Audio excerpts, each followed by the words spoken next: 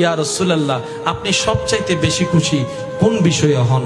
নবী বলে, আমার উম্মতের খুশিতে আমি খুশি হয়ে যাই, আমি খুশি হয়ে যাই, আমি খুশি হয়ে যাই।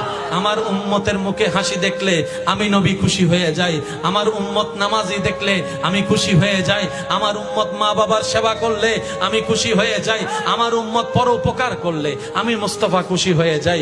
আমার উম্মত আমার উপর ভালোবেসে দরুদ পড়লে আমি খুশি হয়ে যাই। আমার উম্মত আল্লাহকে সবচাইতে বেশি ভয় করতে জানলে আমি খুশি হয়ে যাই। আমার উম্মত বড়কে সম্মান করতে দেখলে আমি খুশি হয়ে যাই। ছোটকে স্নেহ করতে দেখলে আমি খুশি হয়ে যাই। যার জায়গা তাকে দিয়ে দিতে দেখলে আমি খুশি হয়ে যাই। পাওনাদারের টাকা দিয়ে দিতে দেখলে আমি খুশি হয়ে যাই। আমার উম্মত লজ্জাস্থানের হেফাজত করতে জানলে আমি খুশি হয়ে যাই। জবানের হেফাজত করতে জানলে আমি খুশি হয়ে যাই। সুবহানাল্লাহ, সুবহানাল্লাহ।